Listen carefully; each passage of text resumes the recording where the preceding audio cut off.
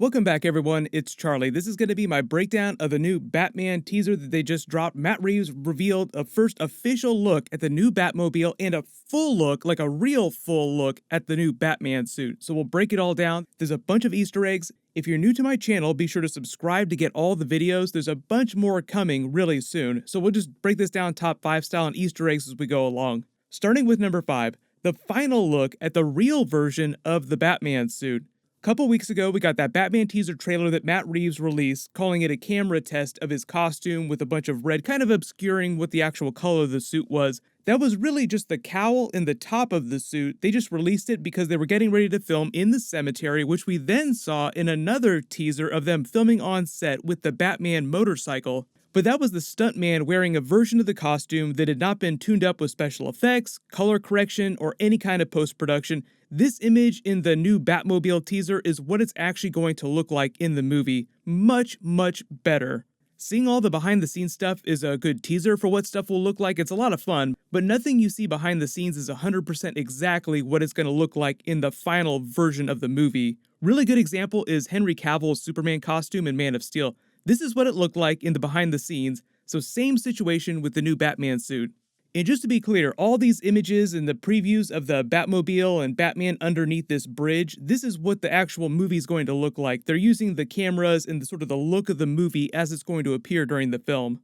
Just confirming the neo-noir detective thriller vibe that they've been talking about of the tone of the film. So number 4, the Batmobile in all its retro glory. I'm not a huge car guy myself, but clearly this is meant to be a version of the Batmobile that Batman creates from real cars that you could go walk out on the street and buy, much closer to an actual car than the last 2 Batmobiles that Ben Affleck's Batman and Christian Bale's Batman drove.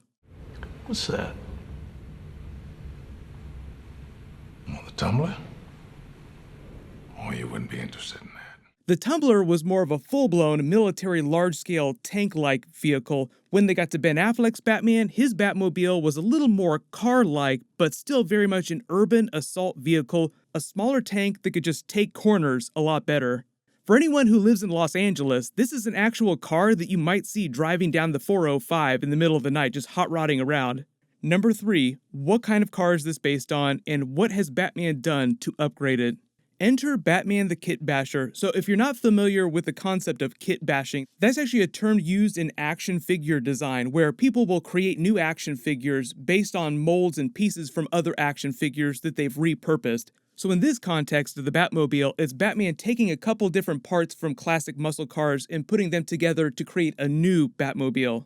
I'm getting a very 1970s American muscle car vibe. It seems pretty evident, like it's a little bit like a 1970s Mustang mixed with a Pontiac GTO and then hot-rodded out with all of Batman's aftermarket upgrades and modifications. There's no shot of the interior yet, but based on the very retro design language of the exterior, I think we can assume that a lot of the interior functions and controls are very tactile, button-like, in keeping with the more Keaton Batman 1966 Adam West Batman Batmobile. The newer Batmobiles, like the Tumbler and the Affleck Batmobile, also do have a lot of buttons, but by the time you get to the more modern versions of the Batmobile, you start to see more and more screen-based tech and less retro tech.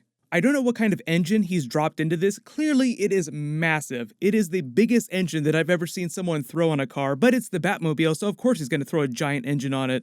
The fact that it's exposed just gives it more of that classic hot rod vibe. I'm assuming that also because he's added so much raw horsepower to this, that he's also reinforced the frame and added a bunch of armor plating too, because obviously he's going to be chasing down villains all over the place, and if Batman movie tradition holds, he will wind up destroying most of this car through the course of the film in his pursuit of trying to catch the villains. Wouldn't be a Batman movie if Batman didn't destroy his toys just as much as he creates new ones.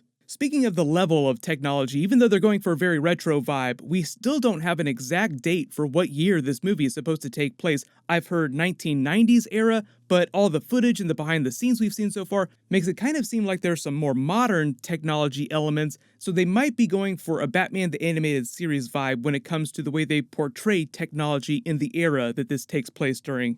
If you've never watched any of the behind-the-scenes features from Batman the Animated Series, Bruce Timm talks about their design ethos for that series being driven by a desire to make it seem timeless, so a lot of the cars, the buildings, Batman's technology was very advanced, but designed to look like it was very old-timey.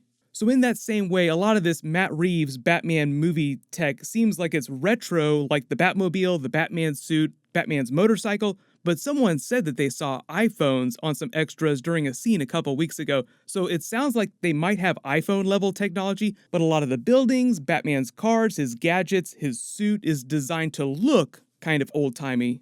Number 2, the Easter eggs. So the biggest Batman comic book and movie inspiration that I'm getting from these pictures are the 1970s Batmobile, which was the Neil Adams era Batman, 1970s Batman basically, which is clearly inspired by a classic Corvette American muscle car. It just the sheer real-world car look reminds me of the original Batmobiles when they first appeared in the Batman comics in Adam West's 1966 Batmobile, which was a car that they just modified for that TV show.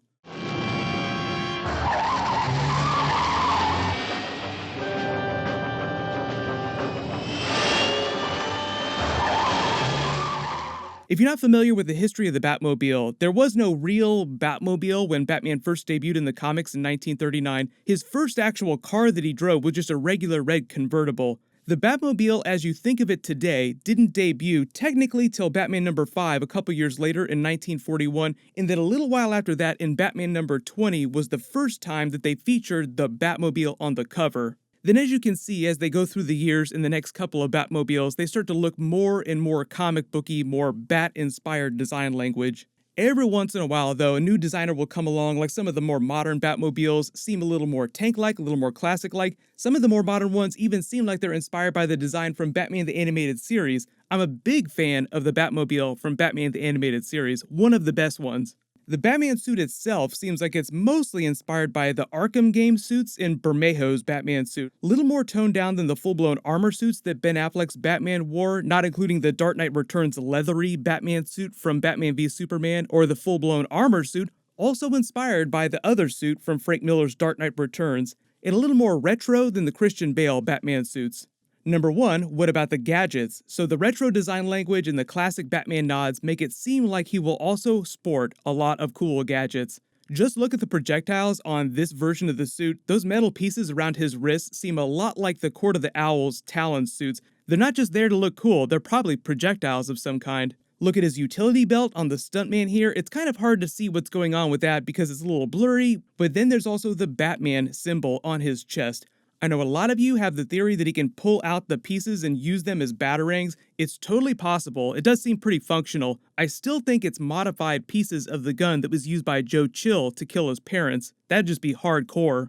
A lot of people also think that that's kind of inspired by Kevin Smith's story from Batman number 1000, where he literally melts down Joe Chill's gun and reforges it into a bat symbol that he wears on his chest. The difference there is that the design of that Batman symbol was much more classic than the Robert Pattinson Batman symbol, which is way more angular, way more hardcore looking.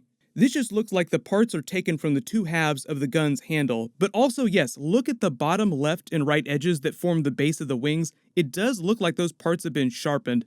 And the way that the symbol sits inside the chest plate makes it seem like he could yank it out and throw the pieces at someone or use them as weapons if he needed to. I think part of the idea with Robert Pattinson's Batman designs, his car, everything about his suit, is that it's all made to be functional. Everything serves a purpose. There was also a recent Riddler scene from the Batman movie that leaked a week or two ago from one of his victims in the movie. I can't put the scene in the video here because I don't want to get super banned, but it was very reminiscent of the viral marketing that they did for The Dark Knight. This new scene of the Batman movie that leaked out was one of the Riddler's victims sitting in a chair all tied up, wrapped in bloody bandages, with a sign hanging on him with a big question mark in blood that read, "No more lies." The Batman trailer should arrive later this year in December, but there might be some smaller teasers before then, so I'll do as many videos as I can for everything. Leave all your video requests in the comments below, and let me know if you spotted any other Easter eggs in these previews that I didn't mention in the video. There's a couple other big Marvel and DC videos that I'm working on. I'll try to post those as soon as I can. Everyone click here for all my new Batman teaser trailer and Easter egg videos, and click here for my brand new Marvel Wolverine video. Thank you so much for watching. Everyone stay awesome. I'll see you guys tonight.